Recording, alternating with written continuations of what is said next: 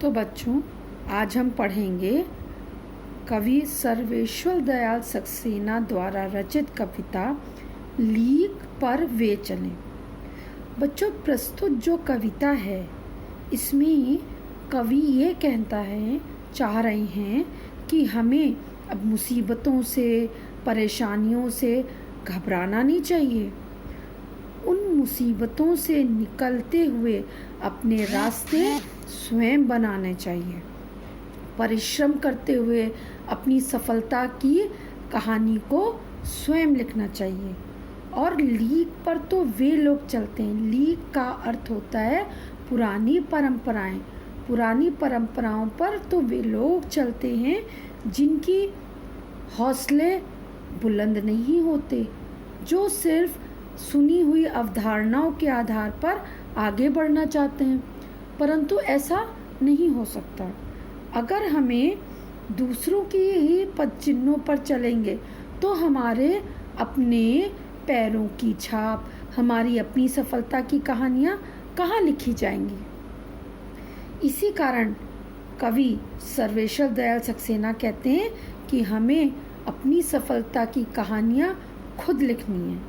हमें किसी के जीवन से प्रेरणा तो लेनी है कि उसने विपरीत परिस्थितियों में तप करके निखरा, परंतु हमें उन परिस्थितियों से तो खुद निकलना है। ठीक। और जब हमें उन परिस्थितियों से खुद निकलना है, एक व्यक्ति की कोई दूसरी समस्या हो सकती है, किसी दूसरे व्यक्ति की कोई दूसरी समस्या हो सकती है, तो हमें उनके पद चिन्हों पर नहीं चलना है। उनसे प्रेरणा लेते हुए अपनी राह स्वयं बनानी है। लीक पर वे चलें जिनके चरण दुर्बल और हारे हैं। प्रस्तुत कविता में कवि कह रहे हैं कि लीक पर तो वे लोग चलते हैं जिनके चरण क्या हैं, दुर्बल और हारे हुए हैं।